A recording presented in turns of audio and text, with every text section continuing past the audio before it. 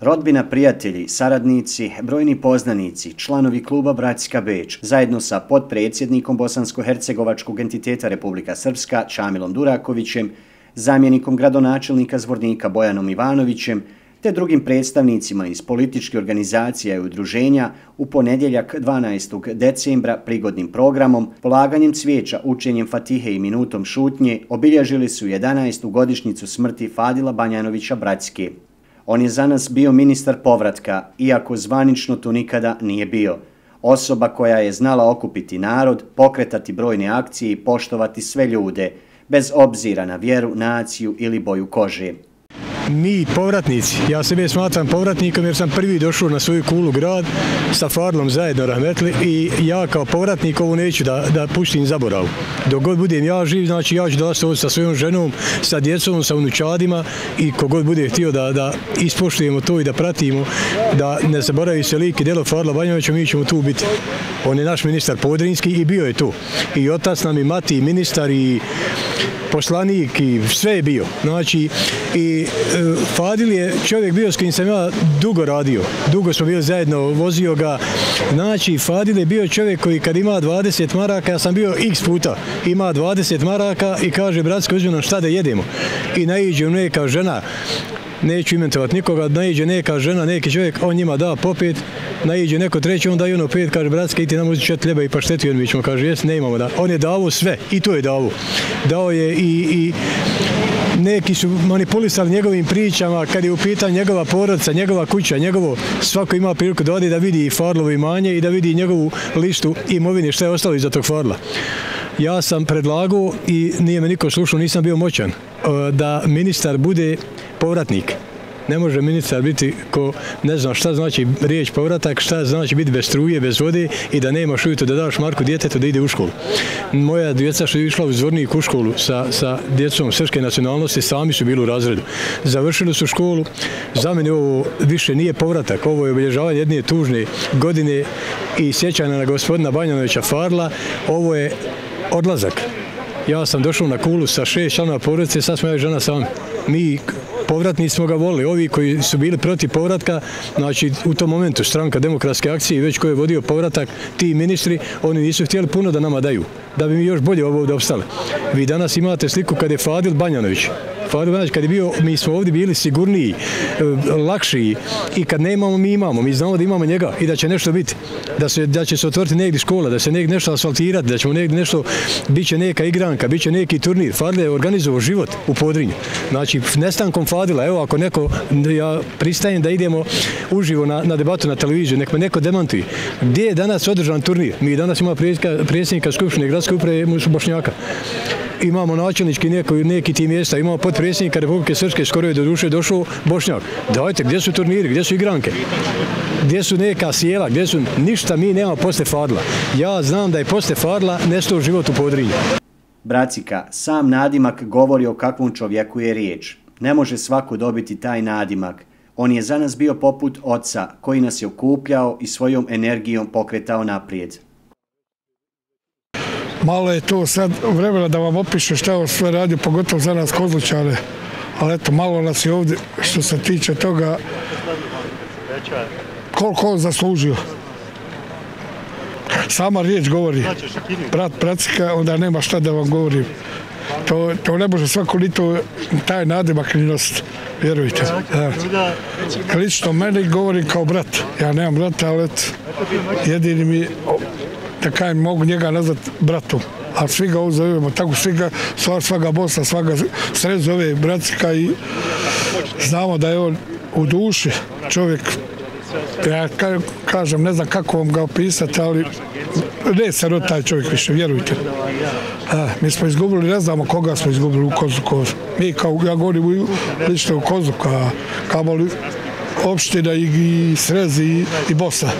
Pa mi smo se gubili svi oko njega isto ko nekog oca, kako ja kažem.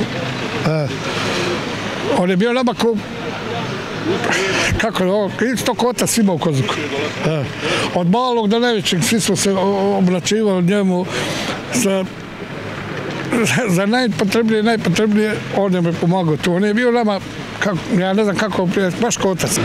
Čovjek je bio stvarno, kako objasnim, nije, volio je narod, on je bio stvarno za sav narod, on je bio, da li je bio musliman, Srbi, Hrvat, kogod da je, on je bio uz njega.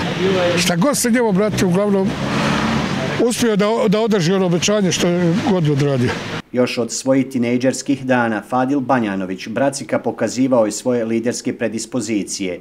Znao je od ničega napraviti svašta. Mora se vratiti unazad kad je Fadil imao 15 godina, kad je bio mladinac.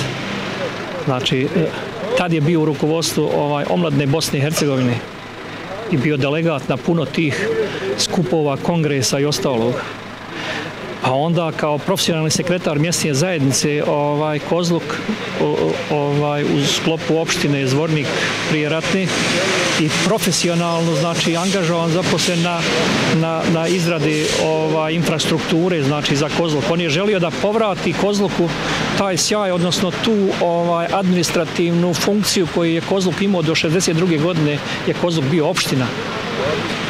Fadil je znao znači sa običnim ljudima i to ga ispunjavalo, ali znao je on i na nivou ministara i ambasadora da razgovara sa međunarodnim predstavnicima.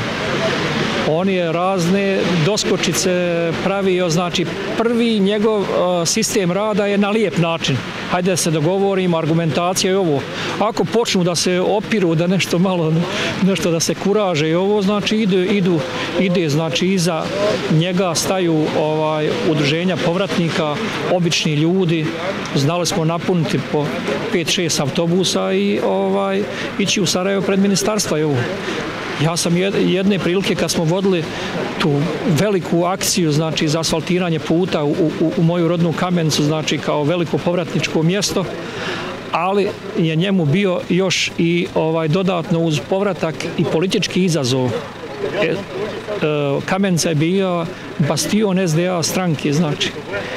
Samo što je stranka SDA u Sarajevu računala odmah na fiksnih 500 glasova za SDA, u centrali su računali, dali oni u Kamenicu vreću brašna ili karton ulja ili ne donirali, razumijete? Interesuje me danas koliko nam nedostaje Fadil Banjanović. Da je on živ, bi li nam bilo bolje? Pa vjerujte da bi svim Bosancima i Hercegovcima od Une do Drine, znači on nije bio, kako da kažem, avlijski, lokalni čovjek. Razmišljao je o Hrvatima iz Posavine, razmišljao je o povratnicima srpske nacionalnosti u Požarnicu, u Krtovu, tamo kod Lukavca. Ja sam obišao sa njim sva ta povratnička naselja i ovo sve i bilo mi je drago kad smo par puta u Banja Luci išli na sjednice i na dogovore, na razgovore po ministarstvu i ovo, da ljudi na semaforu na crveno prelaze, da se poselame, pozdrave sa njim i da mu zahvale za tu borbu za prava običnih ljudi, znači koji nisu, čiji se glas rijetko mogu da čuje i da dopre do tako visoko pozicioniranih ljudi i institucija. Kao i do sada obilježavanje godišnjice smrti Fadila Banjanovića podržala je gradska uprava Zvornika. Da je živ, zasigurno bi život na ovim prostorima bio na većoj ljestvici nego što je danas. Evo, okupili smo se danas ovdje povodom godišnjice smrti gospodina Fadila Banjanovića. To je bio jedan čovjek koga je krasla velika energija, veliki borac, koji se borio za povratak Bošnjaka na Podrinju. Veliki čovjek, dobar čovjek. Gradska uprava sa njim imala izvanrednu saradnju. Čovjek koji je razumio sve. Nije mu bio problem ni vjera ni nacija kada su u pitanju ljudi, a evo i sama činjenica da evo 11 godina posle njegove smrti ljudi dolaze ne samo iz Kozluka, iz Zvornika, nego iz dijaspore, da obilježimo ovaj dan, govori o tome ko je taj čovjek i kakav bio.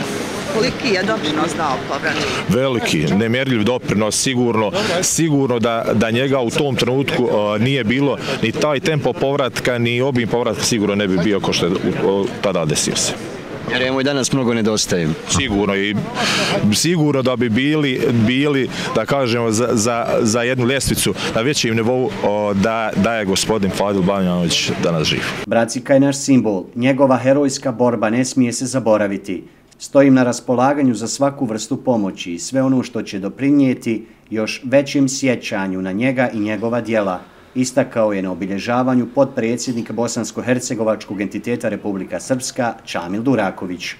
Upravo ta njegova herojska borba, prije svega nije to liderska, niti je, da kažem, politička, nego herojska. Zaista u tom jednom periodu kada sam ja živio u Americi, imao sam priliku da svjedočim i gledam njegove aktivnosti, ono što on radio i taj koncept ispružene ruke, u stvari koji evo ja danas primjenjujem, možda i vodeći se njegovim primjerom, to su bila vremena kada se moglo zaista dosta uraditi, a Bracika je bio i simbol, i heroj, i neko od koga smo mogli dosta naučiti. I to je upravo i razlog zašto sam ja danas ovdje, da obilježimo dan godišnjicu, odnosno 11. godišnjicu od njegove smrti i da kažem da kada bi jedan najmanji iskorak na putu koji je on trasirao, ja uradio, bio bi presretan.